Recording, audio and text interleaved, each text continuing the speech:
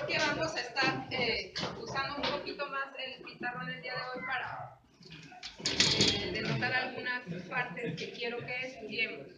Entonces, el día de hoy ya de manera oficial iniciamos la unidad número 3 con sistema cardiovascular. Y para dar inicio al sistema cardiovascular, vamos a... Es que está ligeramente choca la base y si la mueve Francisco se apaga. Ligeramente, no es cable. No, todos le echan la culpa al cable de alimentación. No, no es el cómodo. ¿Cómo? ¿Quieres acomodarse? Sí. No quiere, ¿ves? Aquí todos tienen que hacer por Ok. Entonces les decía, para dar inicio al sistema cardiovascular, vamos a hacer un ligero repaso de lo que vimos en la unidad 1, en lo que nos quedamos en la unidad 1 con embriogénesis, ¿sale?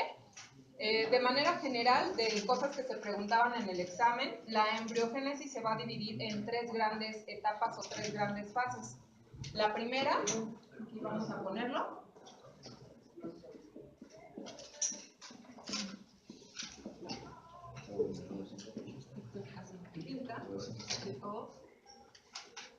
La primera parte es la segmentación.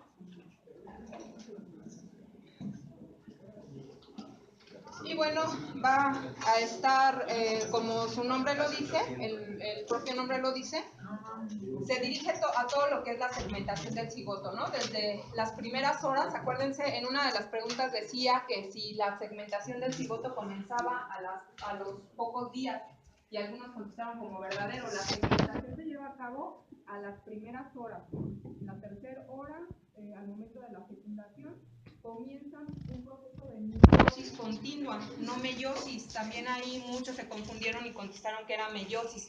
Meiosis sucesiva, son mitosis sucesivas para la división de las blastómeras, que son las unidades esenciales, totipotenciales. ¿Mande? ¿División de qué? Primero, división del cigoto. Ajá. En el momento que el cigoto ya forma 2 células, cada célula ya no es un cigoto, se llaman blastómeras o blastómeros. Ajá. Entonces, cada una de esas blastómeras es totipotencial, todopoderosa, va a poder formar cualquier parte del cuerpo. Pero a medida que van pasando las horas, la totipotencialidad de las blastómeras se va a ir perdiendo. De tal manera que el programa genético les va a decir qué blastómera va para intestino, cuál va para cerebro, en fin, van perdiendo su totipotencialidad y se vuelven especializadas.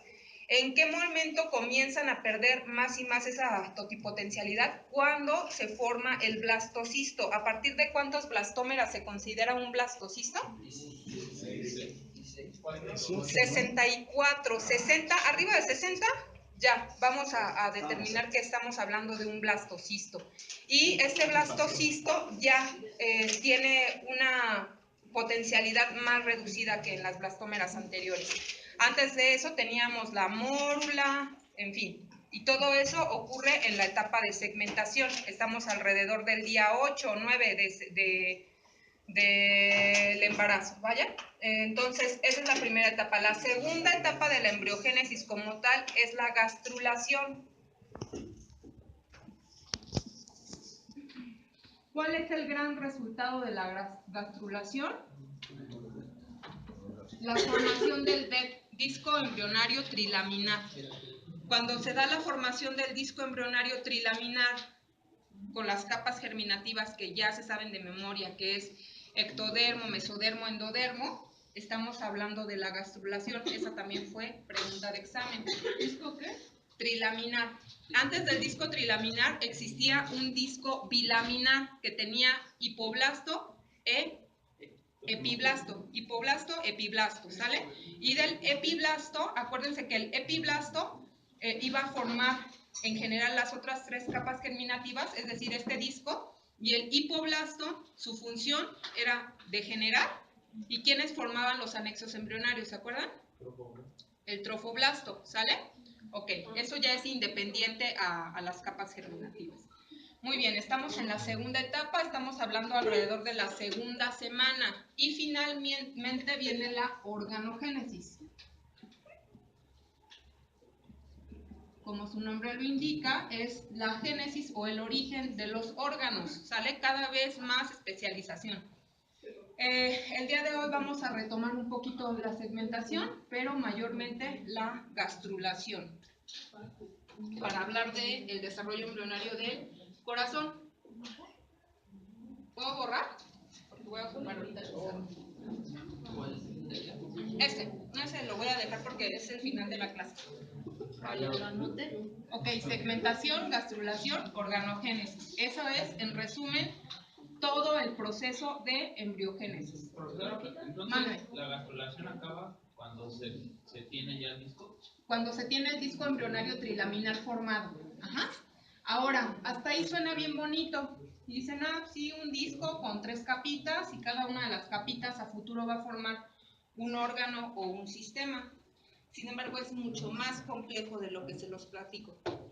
Ahí retomé la diapositiva que les había puesto en la unidad 1. Ok, ahí estamos viendo la migración de las células del mesodermo y el acomodo de las otras 2 capas.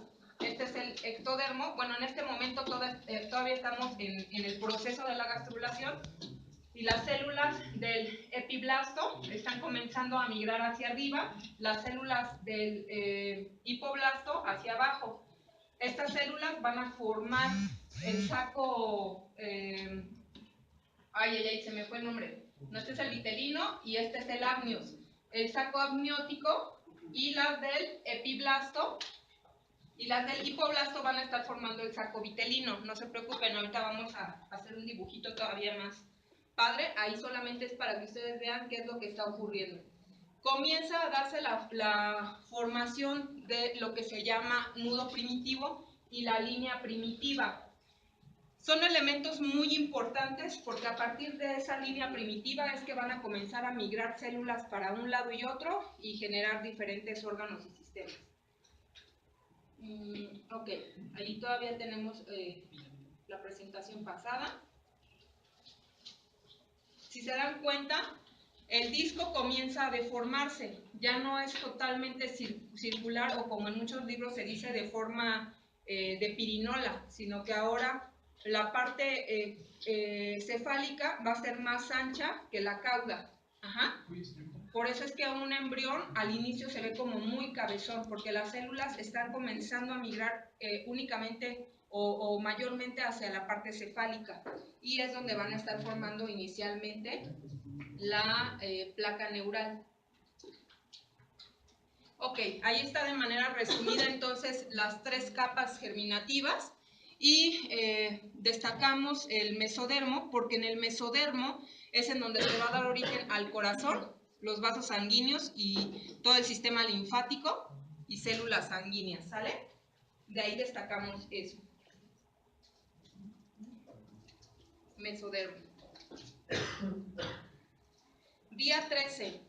En el día 13, las células del hipoblasto van a comenzar o van a continuar migrando, pero ahora van a hacer una migración esencialmente al centro de todo el disco trilaminar y van a formar una formación o van a dar una forma de una notocorda. La notocorda, muchachos, ahorita ya la vamos a ver, ahí apenas se ve cómo se está elongando las células al centro.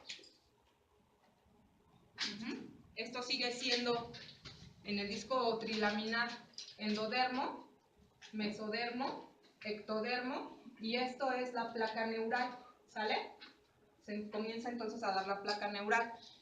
Imaginen ustedes que no es que en determinado día se forma el corazón, sino que a la par que se está formando el corazón ya se están formando otros órganos y otros sistemas. Uno de los principales órganos que se va a formar inicialmente es el sistema cardiovascular, pero a la par también la placa neural. Entonces, en esa placa neural se nos va a venir todo el desarrollo cefálico. Ajá. Y bueno, muy importante, esta parte de aquí, la que es como rosa o roja, es el mesodermo. El mesodermo se va a dividir en tres segmentos. Ahorita lo muestro. Ese puntito que se originó del epiblasto, llamado la notocorda, va a tener gran importancia. ¿Por qué? Tiene dos funciones importantes. La primera es generar un efecto inductor morfogenético sobre el ectodermo para la formación de la placa neural, esta, y otra más importante, ser el esqueleto axial. Es la que va a denotar toda la formación de las vértebras, en fin, es la que va a determinar el eje donde va a estar formado el cuerpo. Si la notocorda tuviera alguna patología, el sistema nervioso también va a tener ciertas patologías, ¿sale? Entonces, esa es la función y la razón por la que aparece la estructura de la notocorda. Es el eje del esqueleto axial. Muy bien, aquí está lo que les menciono.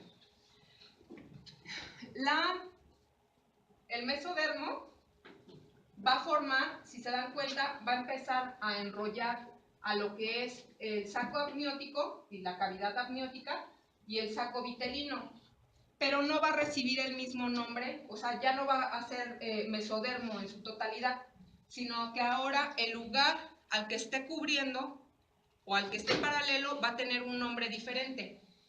Este de acá abajo va a ser el mesodermo esplácnico. Ajá.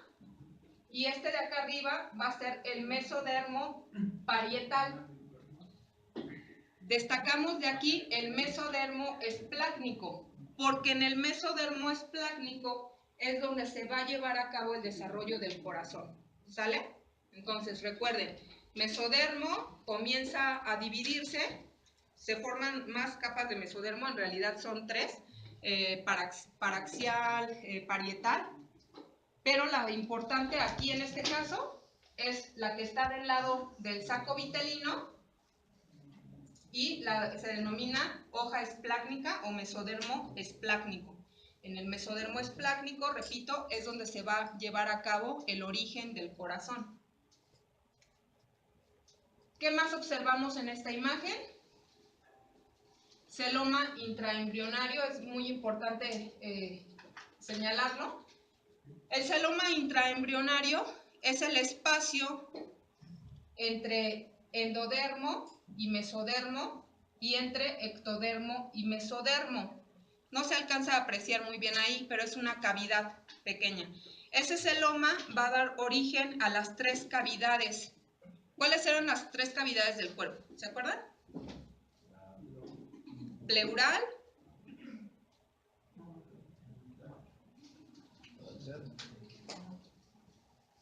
ya las vimos en clase. Una es la pleural. La del corazón, ¿cómo se llama? No. Las cavidades. Ajá, pleural, acuérdense que la pleura era la que recubría, o el espacio, el saco que va a estar recubriendo a todos los órganos superiores. Pleura, pericardio. Peritoneal, el peritoneo, que va a ser la que recubre los órganos inferiores, y la del corazón, pericardio, periferia, pericardio, ajá. Ok, ese es el origen, el celoma, entonces va a ser el origen de esas 3 cavidades. Hagamos un dibujito más sencillo que el que viene. Bueno, ahí está el tubo neural, ¿no? Este lo dejo. Muy bien.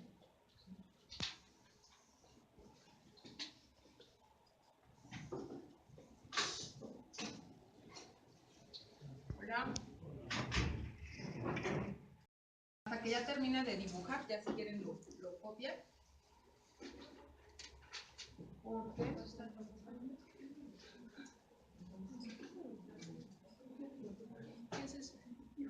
este es el saco vitelino.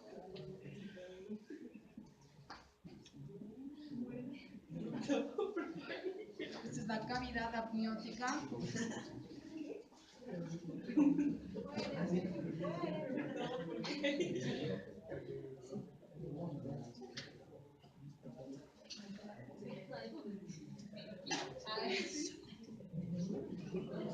La cavidad amniótica es donde la presión ya.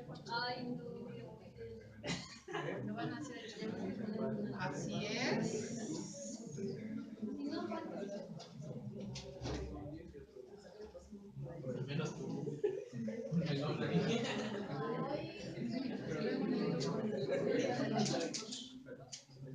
¿Cuándo qué? Es que hay un estudio que se llama cristalografía y cuando empieza a sacar líquido amniótico le hacen un estudio a la escuela. Ajá. Buscamos la cristalografía. Y si la cristalografía está positiva, quiere decir que tu imagen ya va a estar En punto. en punto D. Y se ven como si fueran unos helechos. Pero helechos.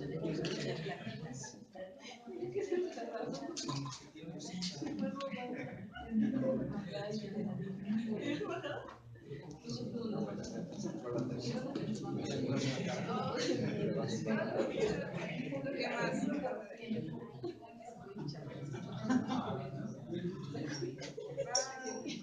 Bueno, sale. De aquí ya no nos interesa nada de eso. Muy bien. Entonces retomamos ese dibujito que está ahí en este lado, ¿sale? Y quiero apagar tantito el cañón. Si me puede, no. Ay, no. Es cierto, la broma. No, es que quiero. ¿Dónde está? Blanco. Se supone que ahí ya debe de poner la pantalla.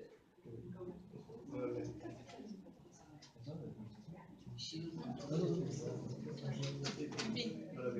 Bueno, a grandes rasgos es lo mismo que tenemos ahí. Si nosotros tuviéramos que indicar algunas de las partes de este disco embrionario trilaminar, podríamos señalar saco vitelino, ya, forzosamente ya están dispuestas las células de esta manera. Saco vitelino, cavidad amniótica. Esta es la membrana cloacal. ¿A qué le suena membrana cloacal? Cloaca. Cloaca. Ajá, todo lo que tenga que ver con el sistema de que el embrión va a estar desechando todos los compuestos nitrogenados. En fin, aquí está, membrana cloacal. Y esta es la membrana bucofaringea.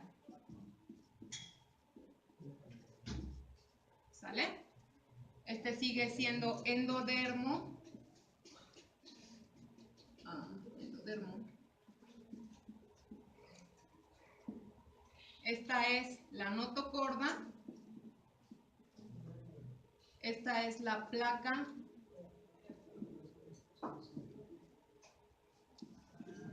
neural. Ajá. ¿Notocorda o epiblasta? Notocorda o notocorda.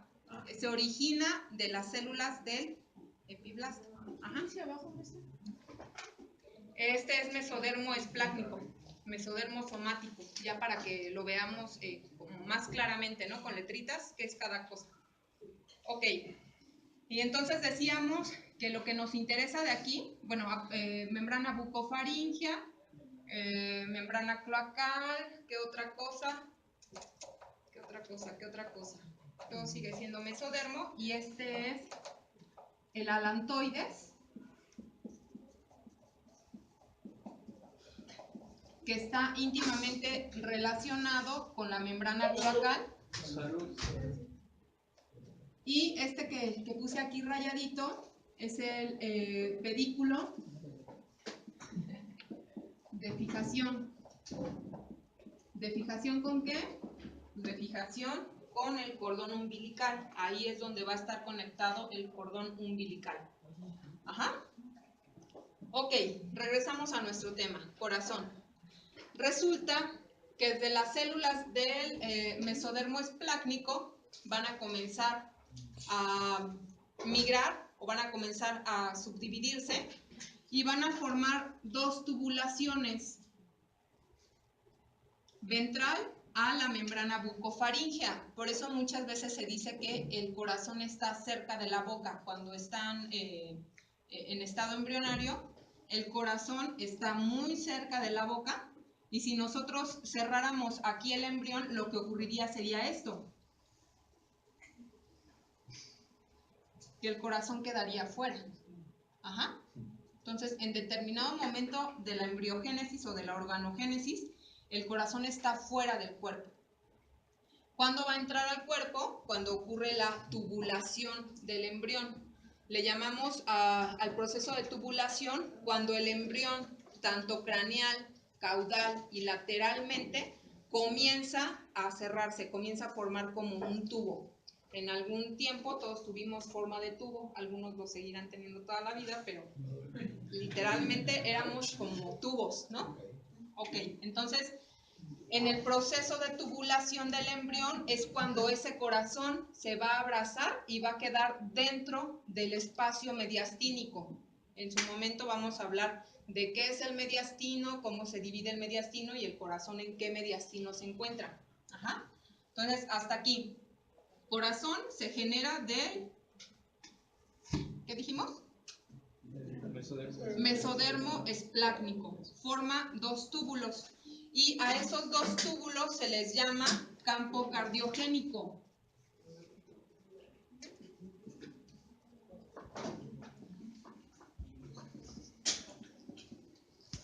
Listo. ¿Cómo era eso? ¿Mándeme? Eso del campo cardiogénico. Ay, maldita. Luego les digo que no graben porque de repente me zafan.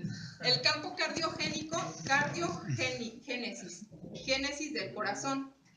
Entonces son las células que van a dar origen al corazón, así de fácil, pero se le denomina en conjunto campo cardiogénico, es decir, ahí en ese espacio van a estar circulando todas las células que ya saben que están especializadas para formar el corazón. Ajá.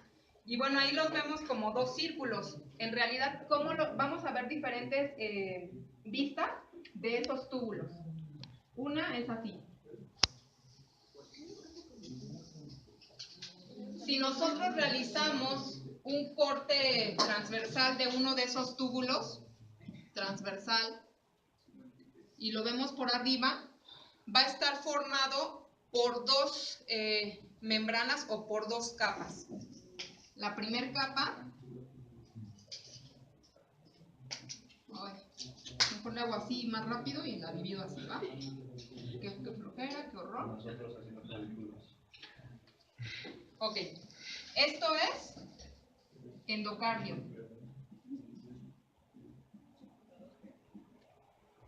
¿Sale? Así, literal, desde ahí ya se denomina endocardio. Y luego viene otra capa más gruesa. ¿Sale? Quiero ver cómo es la forma de esta. Ah, igual.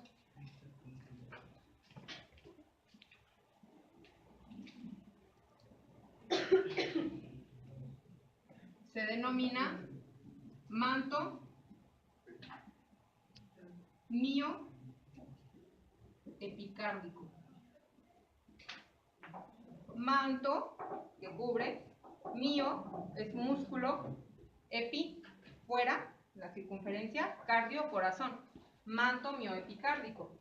El manto mioepicárdico entonces va a estar cubriendo al endocardio, a las células del endocardio, las que están adentro.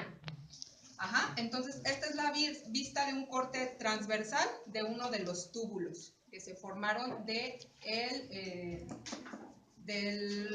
mesodermo esplácnico.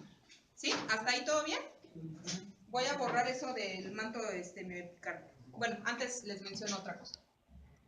Hasta aquí ya tenemos una de las tres capas del corazón. Acuérdense que el corazón, pues sí es tetracavitario, pero si lo vemos desde la parte histológica, tiene tres capas: endocardio, miocardio y pericardio. Ajá. Aquí ya tenemos el endocardio. Ya sabemos que se originó del mesodermo esplácnico. Pero el manto mioepicárdico va a estar formando a los otros dos capas. Es decir, al, ¿qué? Ya lo mencionaron. Miocardio y pericardio.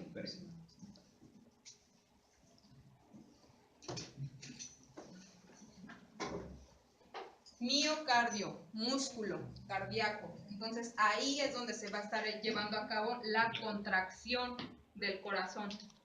y el pericardio. Aparte del manto mioepicárdico, el epicardio también va a estar formado por una cosa que se llama septum transversum.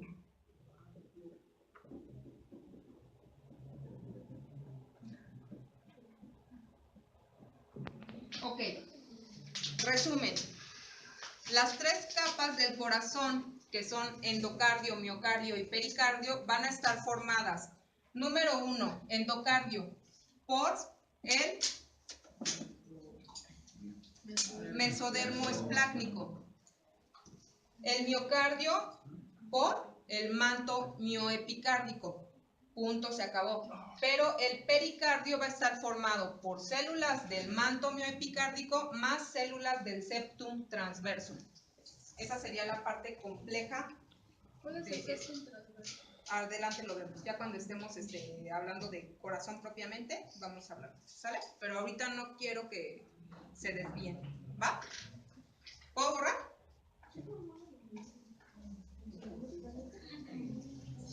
Francisco dice que sí porque está grabando. Lo veo con calma. De hecho, sí, los vemos. ¿Sí los ven? Sí. Les ponemos pausa. Les ponemos pausa y decimos, a eso no le entendí. ¿Qué dijo allí? Ah, sí, porque luego hablo medio cortado. No habla cortado, habla muy rápido para escribir. Sí. Lo entiendo. Yo quiero irme más lentito porque No, está bien. son 1, 2, 3, 4, 5, 6. Bueno, así. Espero que me quepa. ¿Eso qué es? Los túbulos. Acuérdense que fueron los túbulos que se formaron acá, que es el campo cardiogénico. Estos son esos dos tubitos, del campo cardiogénico. Los estamos viendo de frente. Ok, ya vimos cómo se verían vistos en un corte transversal. Ya nos olvidamos de eso. Ahora, en un corte, o más bien en una vista frontal, estos túbulos se van a subdividir, ¿sale? Bueno, pongo primero las iniciales y les explico. C, BC,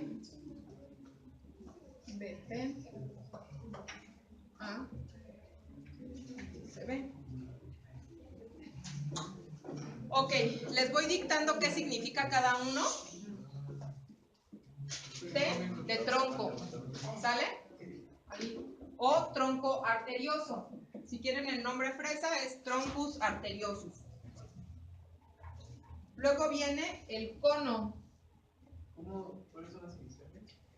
TC, BC juntas, BP juntas, B de vaca, A y SB juntas. Ok, entonces el primero es troncus arteriosus, el segundo es el cono. Quiero ver si no le pusieron nombre diferente al otro libro que encontré. Okay. Luego viene bulbus cordis. Vamos poniéndolos acá, ¿va? Tronco, cono, bulbus cordis,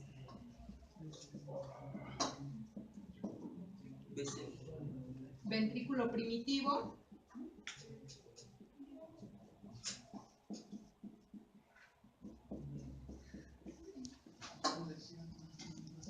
esta igual como atrio o la primitiva, es lo mismo.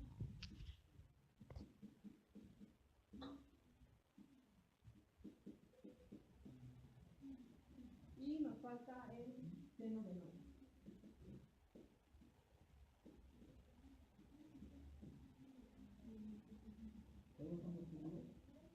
Sí, dos túbulos. Ahorita ya que los vayamos funcionando, ya van a agarrar la uno. Vistos de frente, ¿sale? Entonces, inicialmente son dos túbulos y tienen, están segmentados de esta manera, ¿sale?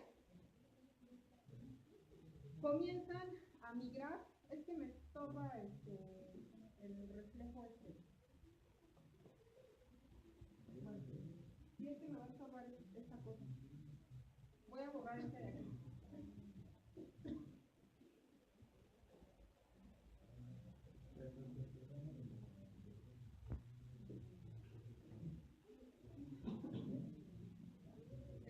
Este es notocorta y es notocorta, ¿eh? Notocorta. Sale, borro.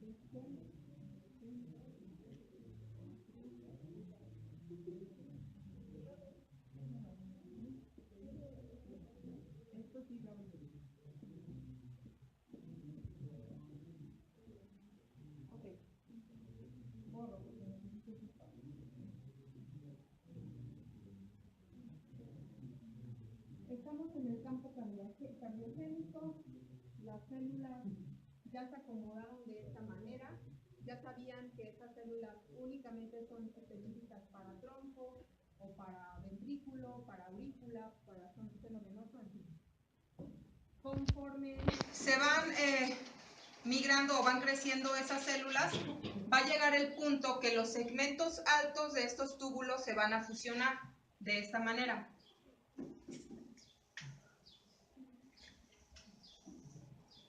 Y tendríamos esto, T, C, BC, BP, A, SB, SB, A, BP, BC, C. ¿Sale? Ya no es que haya desaparecido células, simplemente se están fusionando. Ajá. El siguiente paso, el siguiente dibujito,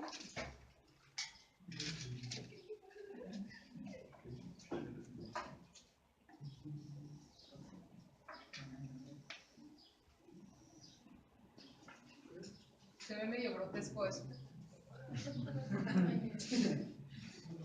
Vaya, vaya. C, C, C, C. Bien. Muy bien, hasta ahí logran ya diferenciar un poquito más el corazón. Aquí, pues para nada pensaríamos que este es un corazón. Acá, pues no, más bien es una herradura y punto. Pero con gran esfuerzo, aquí ya podemos comenzar a ver la forma de un corazón. ¿Cómo? No, espérense. Se logran fusionar ahora en esta etapa tronco, cono, bulbus cordis y ventrículos. Ajá, ventrículo. Atrios separados aún, senos venosos aún separados. Pero si se dan cuenta, ya hay una parte derecha y una parte izquierda. Ahora sí ya. Vamos a buscar el dibujito.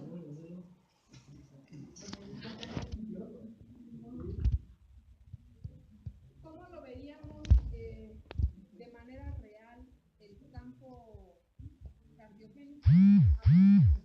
Aunque yo les presenté en un solo punto los dos túbulos, se encuentran a cada uno de los lados, pero es un túbulo y por detrás se están comenzando a fusionar. Ajá.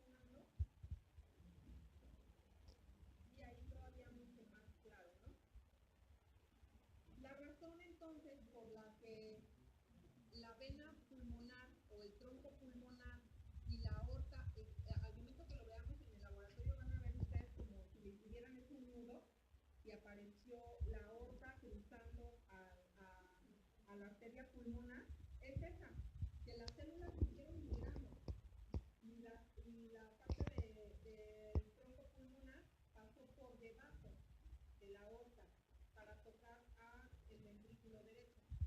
Entonces, si lo viéramos, estos serían los pasos que están sufriendo y los dobleces que se están llevando a cabo. No tiene caso que platiquemos más allá de eso, pero sí que quede claro que de estos dos túbulos, con sus respectivos segmentos, se originó por la fusión el corazón, ¿no?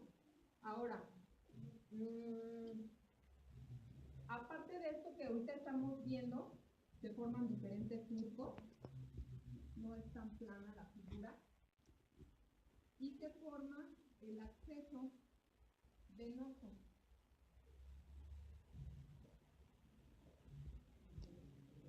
Igual acá arriba.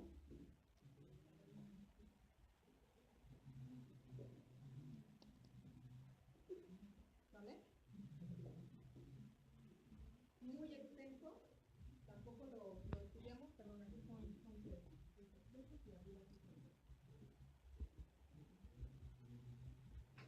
Si nosotros analizáramos con detalle cómo está conectada cada uno de estos vasos a la mamá, en este caso al cordón umbilical, encontraríamos toda una maraña de mínimos vasos y de grandes vasos, ¿sale? Encontraríamos que la aorta y la arteria pulmonar o vena pulmonar la encontraríamos arriba. Sin embargo, cada uno de estos accesos a sangre se encuentra ligado, ¿recuerdan ustedes el pedículo de fijación? Al pedículo de fijación. En el pedículo de fijación, entonces, habrá líneas del cordón umbilical que conecten para nutrir al corazón. Finalmente, ¿en qué día comienza a dar su primer latido el corazón? A los 23 días promedio. En el día 23 es cuando el corazón comienza a funcionar. Y ya está dentro por el proceso de tubulación. Si yo les pregunto en qué día comienza a latir y aproximadamente qué semana surge la tubulación, en la tercera semana.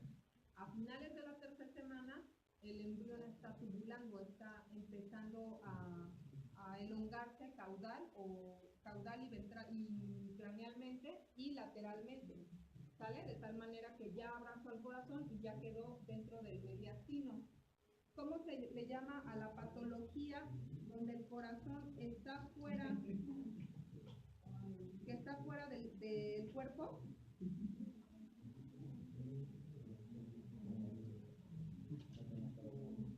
¿Mande? Simplemente así se le denomina como ectopía cardíaca, ¿sale? La ectopía cardíaca es entonces el corazón se encuentra fuera del mediastino, si lo queremos resumir de esta manera. Día 23 y a finales de la semana tercera ocurre la tubulación del embrión, ¿sale? Sí se puede prevenir. De hecho, una de las razones por las que se toma ácido fólico y multivitamínico es que la notocorda tenga un buen funcionamiento y a partir de la notocorda, que va a ser el proceso de la placa neural y a la par la formación del corazón, tenga un buen funcionamiento, ¿no?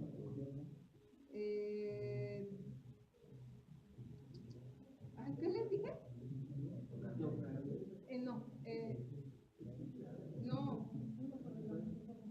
No, que la notocorda no tiene nada que ver la notocorda.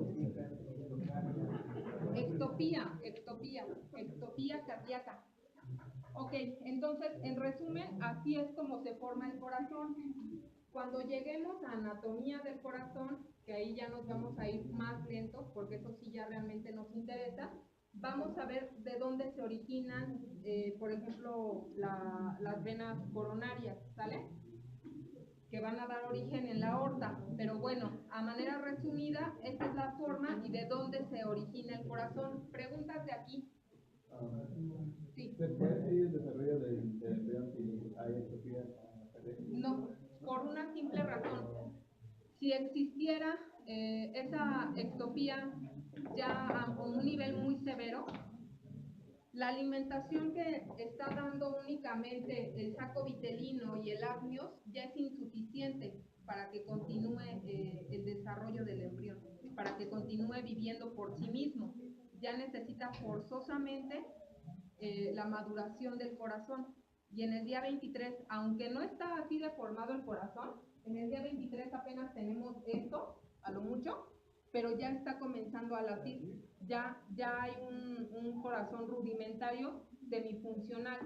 Acuérdense que decimos semifuncional, siempre va a ser semifuncional el corazón de un embrión y de un feto, porque no va a estar funcionando en su totalidad el ventrículo izquierdo, la aurícula izquierda. Acuérdense que no va a haber el proceso que envíe a pulmones la sangre, ¿no?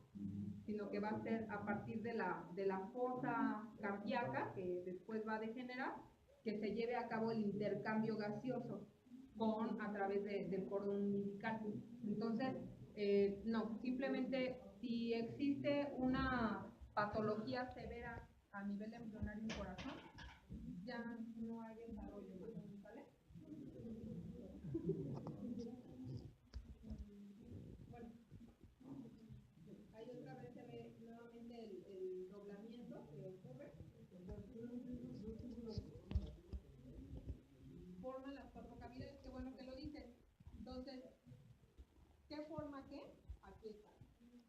Seno venoso va a formar la pared posterior de la aurícula derecha, el seno coronario y el nodo sinoauricular. Las aurículas primitivas van a formar la pared anterior de la aurícula derecha y la pared anterior de la aurícula izquierda. El ventrículo primitivo va a formar o va a dar origen al ventrículo izquierdo, el bulbus cordis va a dar origen al ventrículo derecho y el tronco arteriosus se va a dividir para formar la aorta ascendente y el tronco pulmonar. Desde ahí ya nos están dando de qué lugares o qué superficies de estas van a dar lugar a los vasos sanguíneos.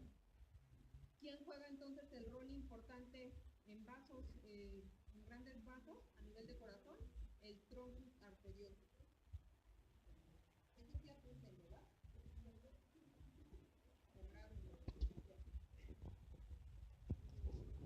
Ok. Ahora sí, voy a apagar la luz, ya esto es dolorida. Sí.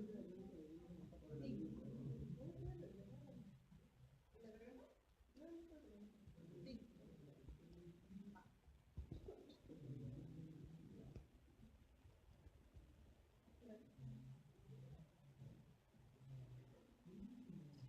Me avisan cuando ya.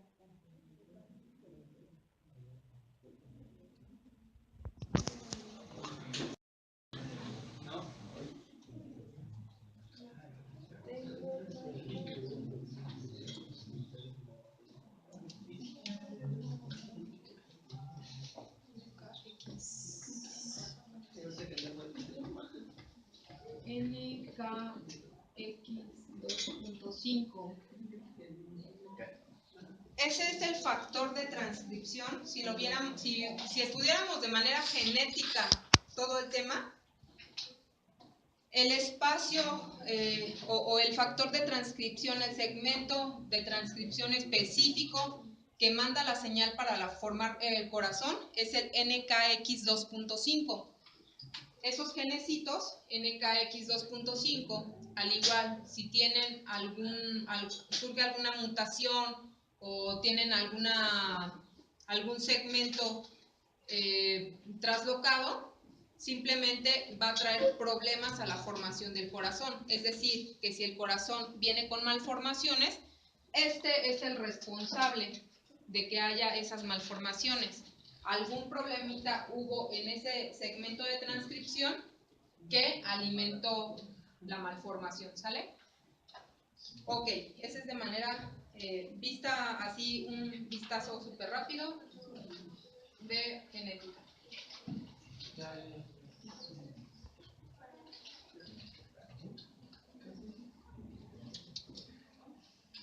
Sale. Ahora sí. histología ya debe ser más fácil para ustedes.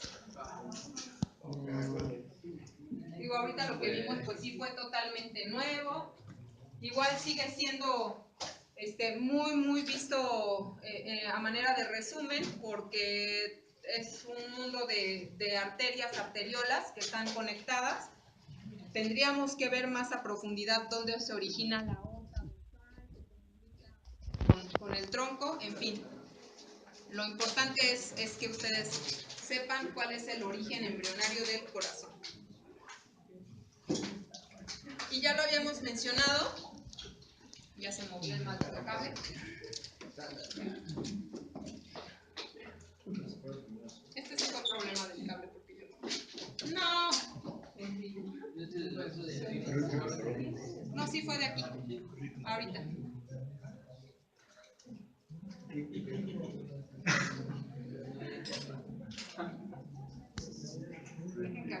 Escúchalas. Ha de medir alrededor de 3 milímetros el corazón.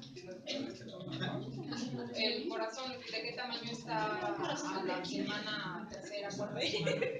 Porque ya se alcanza a ver la pulsación en un ultrasonido. Ok. Esto ya es repetitivo para ustedes, pero vamos a mencionar algunos aspectos extra de lo que ya hemos venido mencionando. Ya habíamos mencionado entonces que el corazón está dividido en 3 capas histológicamente: endocardio, miocardio y epicardio, ¿no? Epi, acuérdense que siempre es la que está hasta afuera, la superior; endo, la interior; y el miocardio es el jamón del sándwich, ¿no? El endocardio entonces va a ser la túnica más íntima. Se compone de endotelio, que es epitelio simple plano. De aquí rescatamos también que hay un poquito de tejido conectivo laxo en el endocardio. Y si hay tejido conectivo laxo, entonces hay vasos sanguíneos. ¿Qué más va a tener ese tejido conectivo laxo inmerso? Algunos nervios y algunas fibras de Purkinje. Muy importante, las fibras de Purkinje están relacionadas con el impulso cardíaco, o las contracciones cardíacas. Que en otras palabras dichas serían: las células de Purkinje son el sistema de conducción del corazón. Eso sí es pregunta de examen. Células de Purkinje son el sistema de conducción del corazón a nivel celular.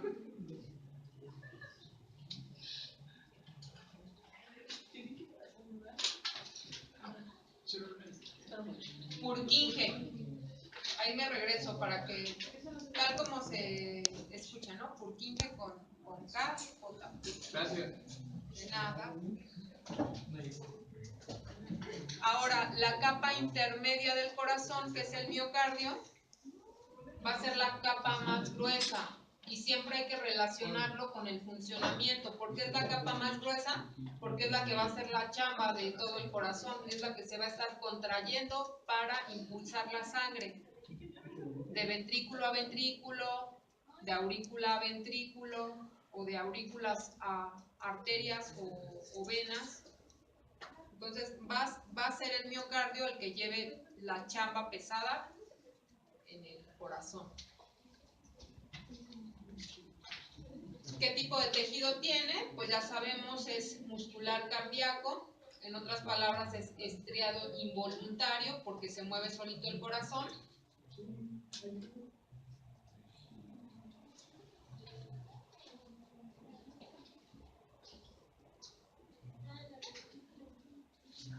Y bueno, como ya lo habíamos visto cuando vimos tejido conectivo especializado y también muscular, vimos cómo se llevaba a cabo la contracción Entonces, en las fibras de Purkinje van a ser las que reciban el impulso y lo van a conducir a todo ese segmento del miocardio. Visto en una laminilla, ahí está señalado el endocardio, que es epitelio plano, epitelial plano. Entonces, la luz nos está indicando que es el interior, muy probablemente de lo que por el color y la forma que tiene, es el interior de uno de los ventrículos. Ajá. Entonces, endocardio, todas estas que de repente si nos mostraran, pues no sabrían qué son. Aquí ya reconocemos que si todo esto es miocardio, habrá inmersas unas células que parecen adipocitos. Esas son las células de Purkinje, son encargadas de llevar a cabo el sistema de conducción de la contracción. Y pues hacia abajo ya no observamos lo que es el lumen y el pericardio, pero se encuentra en el otro extremo. Y finalmente el epicardio. Entonces el epicardio es la capa más externa y este a su vez se va a dividir en epicardio visceral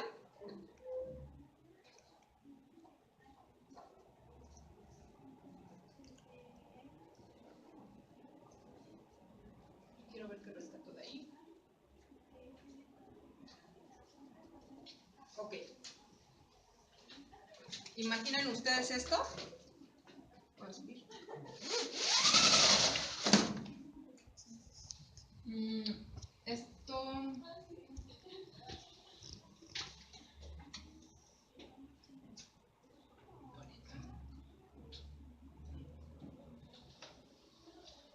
Esto es endo. Esto es mío.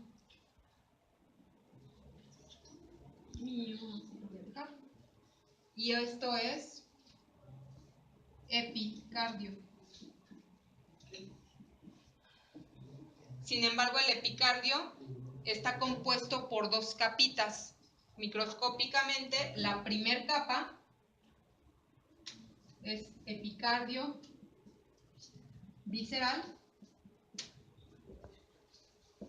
y el de afuera, epicardio parietal.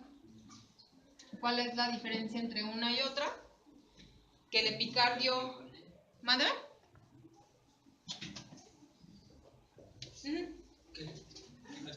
¿Cuál crees? Uno está unido al miocardio y otro va a estar en contacto ya con el exterior, con el diafragma. Déjenme ver si aquí viene.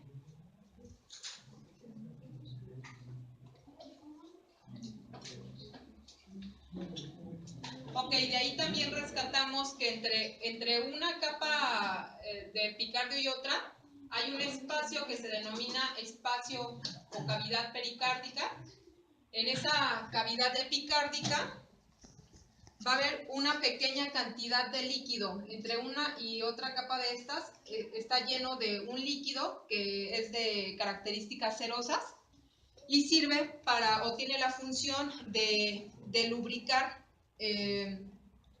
al miocardio, de tal manera que cuando haga la contracción el corazón, el epicardio pueda moverse sobre el miocardio y le esté facilitando la contracción. Esa sería una de las funciones del epicardio y a su vez también de la cavidad pericárdica, lubricar ambas capas para facilitar la contracción. Ok, ahí nuevamente vemos las células que parecen adipocitos, son células de Purkinje. En el interior en la parte más rosada, si no tuviéramos, o en este caso no tenemos señalado nombre, pero son fibras, entonces es definitivamente miocardio. Vamos a ver si tenemos otra.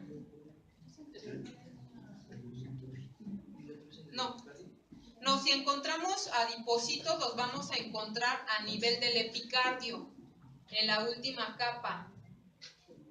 Entre cada una de las aurículas muchas veces vamos a encontrar depósitos de grasa.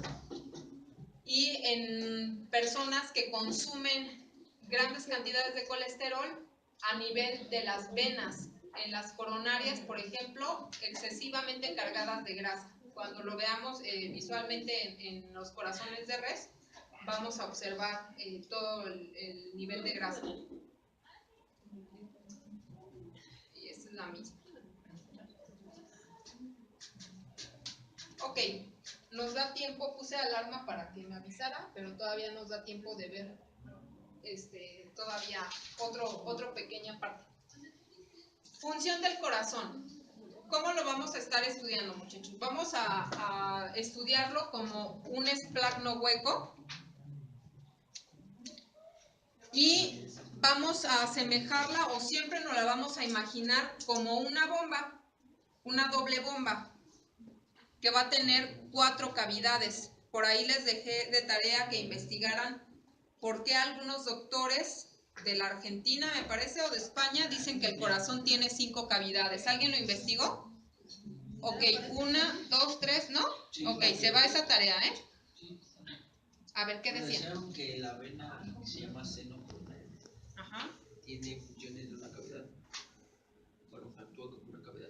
Ok, cuando lleguemos a la anatomía del seno coronario, vamos a ver cuál es la función que tiene el seno coronario y por qué hasta la actualidad se traen del chongo si es la 5ª cavidad del corazón o no. Personalmente creo que no le daría la importancia que una aurícula o un ventrículo, pero definitivamente sí es bastante importante. Tienes tu tarea, muchas gracias. Entonces, este esplanto hueco va a tener 4 cavidades, ¿no? Ya las conocemos casi de memoria, 2 aurículas, 2 ventrículos, y van a funcionar de manera independiente, lado derecho y lado izquierdo. En su momento lo iremos detallando. La parte derecha del corazón, siempre les digo que se imaginen, ya cuando empecemos a hablar de órganos, que se imaginen que ustedes tienen puesto el órgano, literalmente pues tenemos cada uno de nosotros un corazón.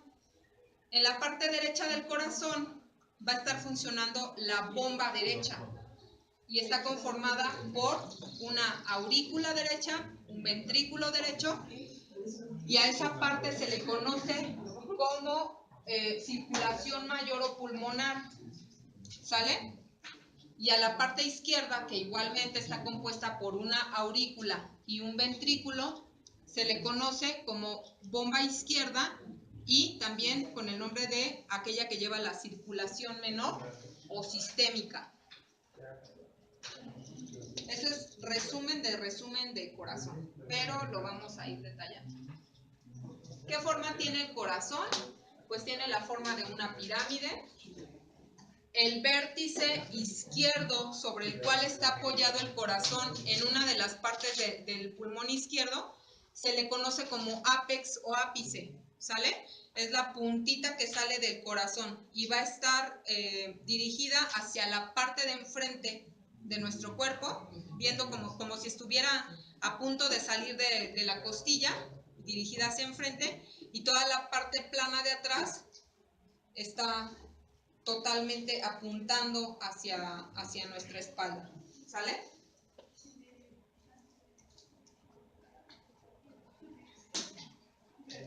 ¿Qué tamaño tiene? Si quisiéramos saber, como en el caso del útero, ¿se acuerdan con las mujeres? Si nosotras quisiéramos saber de qué tamaño es nuestro útero, hagan cuernos con su puño cerrado, y de ese tamaño es el promedio del útero de las mujeres, pues, porque están haciendo los hombres, ¿de ese tamaño es mi útero? No, ustedes no tienen útero, ¿sale? Pero si quisieran saber de qué tamaño es el útero, hagan cuernitos y de ese tamaño, y ahora imagínense que en ese mini puño tiene que entrar un bebé de 3-4 kilos. Entonces, cómo ese músculo se tiene que ampliar muchísimo, y por eso es que luego ya las mujeres, después de que tenemos hijos, pues se nos cuelgan las carnes y así, porque pues, nos aflojamos horrible, ¿no? Es como un suéter que lo jaloneas, pues ya no vuelve a quedar del mismo tamaño, ¿están de acuerdo? ¿Qué valor?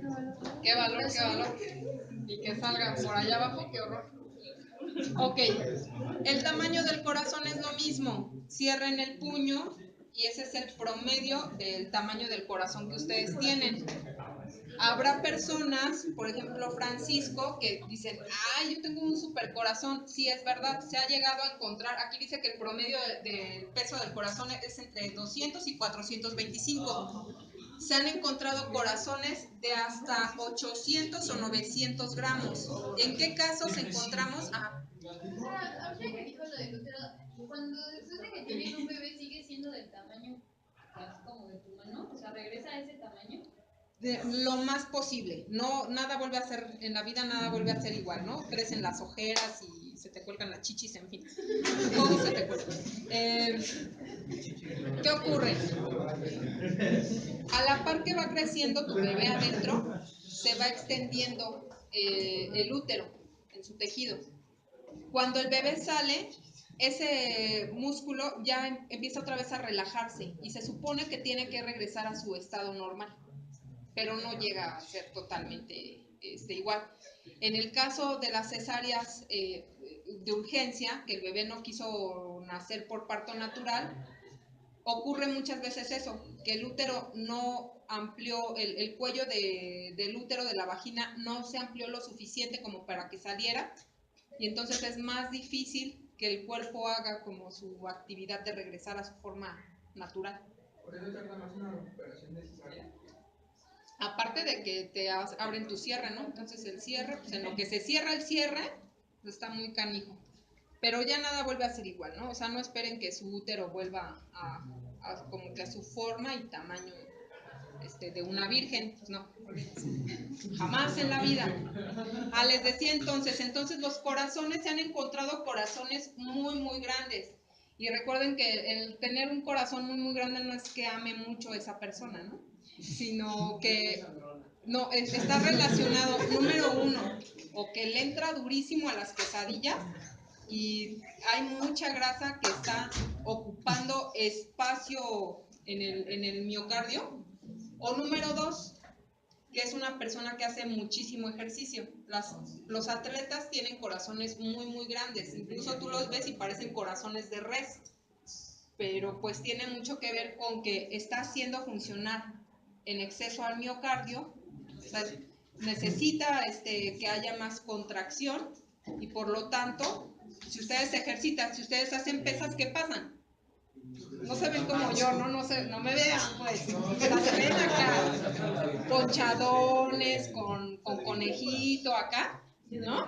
Lo mismo ocurre en el corazón, que lo ejercitan, están haciendo que trabaje de más y por eso el tamaño del corazón y por lo tanto su peso se eleva. Pero ¿por qué?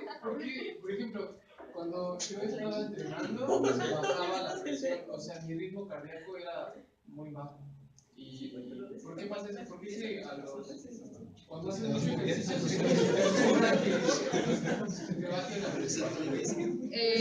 No, es más bien el cómo está trabajando tus arterias, pues. Pero finalmente también está relacionado, acuérdate, en parte con el sistema nervioso. Si tu cerebro está registrando que tú estás trabajando en exceso, va a llegar un momento que a ti mismo te detenga, no te va a decir, ya sea por cansancio, por sudoración, en fin, que le detengas, porque estás haciendo trabajar en exceso a tu corazón. Pero finalmente el promedio de contracciones por minuto va a ser el mismo, o sea, en estado de relajación o ejercitándose. Llegará el límite en que si tú te estás ejercitando en exceso, tu mismo cuerpo te va a exigir que le bajes, ¿sale? Entonces... Y bueno, y también, cuando hay carreras, ¿por qué se les inyecta a los corredores luego sangre? Oxígeno, no sé. Es que les quitan sangre para entrenar y ya en el momento de la competición, una semana antes, la vuelven a regresar. Pues mira, tendrá más bien que ver con que no, en realidad no tarda mucho, o sea, si lo vemos conscientemente, la sangre no tarda mucho en realizar el proceso de oxigenación, pero para el caso de una práctica donde requiera más sangre oxigenada en el minuto, yo lo quiero entender así, es sangre que ya está purificada, te la están inyectando, no sé si directamente brazo o directo a corazón, para que trabaje en exceso. O sea, le estás dando un plus de energía.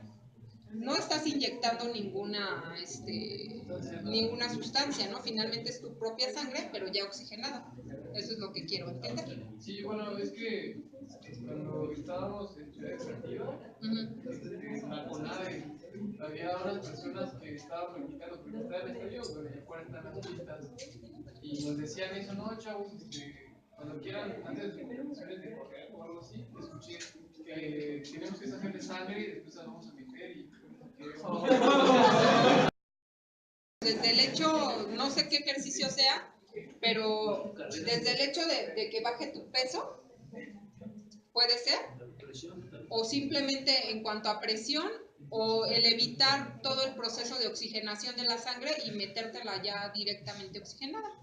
Pero finalmente... Yo sabía que era para evitar como el dolor de caballo. ¿En qué está relacionado? Es tu desembolso de sangre, te meten más para que tengas más circulante, no sé qué es una condición. Lo pregunto, sí lo voy a preguntar con alguien que tenga medicina del deporte, con el doctor Domingo, y ya veo, ¿no? Para platicar. Va que va. Ubicación, ya finalmente vemos ubicación y la siguiente clase nos vamos con mediastino. Se encuentra en la parte central del tórax, en el mediastino medio. No le pongan tanta atención ahorita a si es medio o superior o inferior, nada de eso. Se encuentra entre ambos pulmones, apoyado sobre el diafragma. Y el diafragma a su vez va a tener diferentes capas, pero la parte intermedia del diafragma es fibrosa.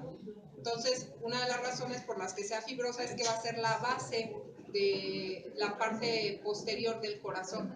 No del ápex, sino del resto del cuerpo del corazón. Y hasta ahí nos quedamos, ¿va? Si queremos comenzar la siguiente clase...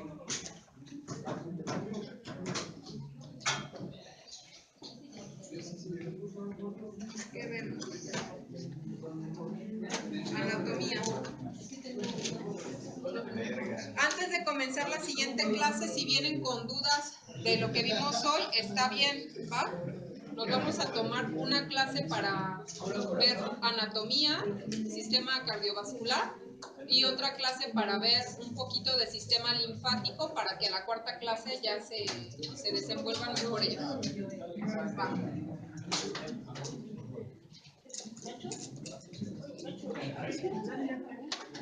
Ya. Ni sonó mi alarma, me dejo de